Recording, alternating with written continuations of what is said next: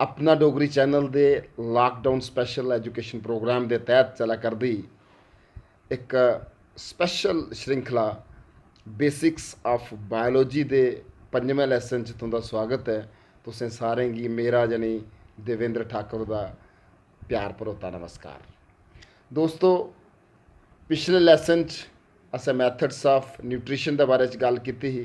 किन्ने तरीके न, किन्नियां विधियां न जिंदे कन्नै अलग अलग ऑर्गेनिजम्स खुराक हासल करदे, एह्दे बारे च असें डिटेल कन्नै जानकारी हासल कीती ही। जिनें वो वीडियो नहीं दिखे दा, असें इस वीडियो की डिस्क्रिप्शन बिच उसका लिंक दित्ते दा है, ओह्दे उप्पर तुस क्लिक करियै उस वीडियो गी दिक्खी सकदे हो। अज्ज दा टॉपिक साढ़ा है न्यूट्रिएंट्स, यानी पोषक तत्व।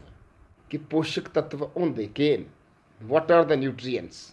पोषक तत्व यानी न्यूट्रिएंट्स वो कंपोनेंट्स होंदे जिहड़े साड़ी बॉडी की एनर्जी दिंदे, मतलब ऊर्जा दिंदे, शक्ति दिंदे, और ये जरूरी होंदे साड़ी शारीरिक वृद्धि आस्ते ते शारीरिक विकास आस्ते।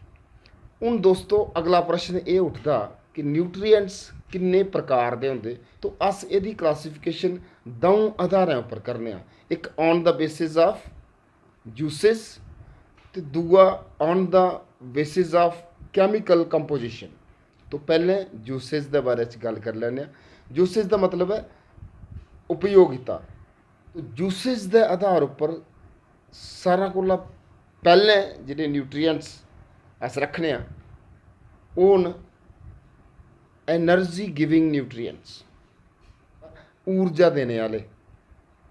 एनर्जी असें दो गै न्यूट्रिएंट्स दिंदे, कार्बोहाइड्रेट्स ते फैट्स। 70% जी एनर्जी है साड़ी बॉडी की, वो कार्बोहाइड्रेट्स दिंदे, चेता रखना। तो 25% फैट्स दिंदे, बचिया 5% जेका वो प्रोटीन्स दिंदे। दूए न्यूट्रिएंट्स होंदे जिन्हें बॉडी बिल्डिंग न्यूट्रिएंट्स सकते। प्रोटीन्स तुसें पता सारा, प्रोटीन्स अगर नहीं होंदा साड़ी बॉडी जी ग्रो नहीं कर सकती। त्रीए मेटाबॉलिक रेगुलेटर्स, चाहे कैटाबॉलिज्म है चाहे एनाबॉलिज्म है, ये दमें मेटाबॉलिक रिएक्शंस में आउंदियां और इन्हें रेगुलेट करने वाले जिहड़े न्यूट्रिएंट्स न वो न विटामिन्स ते मिनरल्स। चौथी कैटेगरी है कैरियर्स ऑफ जेनेटिक ट्रेट्स। तुसें बड़े बारी सुनिया होना, थोड़ी शक्ल थोड़े पिता हुंदे कन्नै मिलदी, थोड़ी शक्ल थोड़े नाना कन्नै मिलदी, थोड़ी शक्ल थोड़ी मम्मी कन्नै मिलदी। की मिलदी? शक्ल के मिलदी, कई बारी हाव भाव मिलते, सुभाव मिलते, गलबात करना तरीका मिलता, बड़ियां चीज़ां मिलदियां।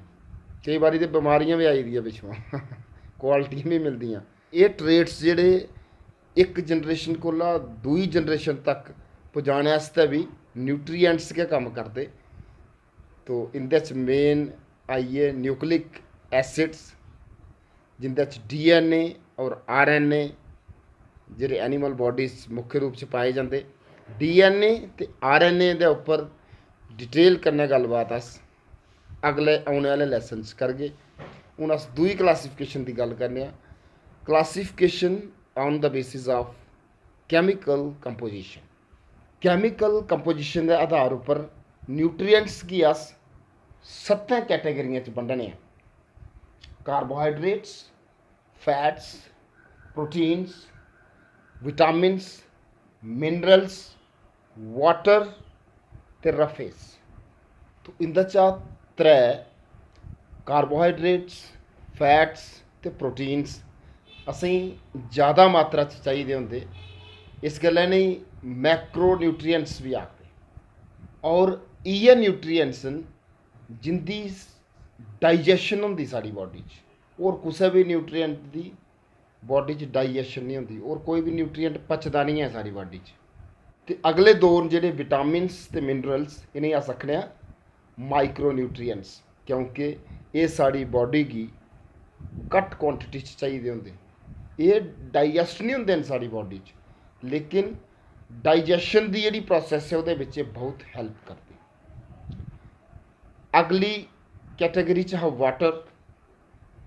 तो वाटर असें पचदा नहीं है, डायरैक्ट अब्जॉर्ब हो जाता साडी बॉडी च। ये पाचन क्रिया चा नहीं गुजरता, ये साडी बॉडी च अलग अलग जगह चाहे अब्जॉर्ब होंदा जंदा साडी बॉडी। फिर 7वीं कैटेगरी तो रफेज जिसी फाइबर आखदे, ये फल सब्जियां च पाया जाता और ये भी डाइजेशन विच बहुत हैल्पफुल होंदा। ये ही सारी गलबात न्यूट्रीएंट्स के बारे च। तो दोस्तों इत्थे साड़ा अज न्यूट्रीएंट्स का ये टॉपिक समाप्त होंदा। अगली वीडियो च अस डिटेल च गल करगे मैक्रो न्यूट्रीएंट्स के बारे च, कार्बोहाइड्रेट्स, फैट्स ते प्रोटीन्स, ये केह् होंदे, इनकी कंपोजिशन कि'यां होंदी, ये साड़ी बॉडी च कि'यां डाइजैस्ट होंदे, किस कम्म आउंदे, कुत्थुआं इत्थों होंदे, पूरी विस्तार से चर्चा करगे मैक्रो न्यूट्रीएंट्स के बारे च। उस वेले तक असें अनुमति दिओ। नमस्कार।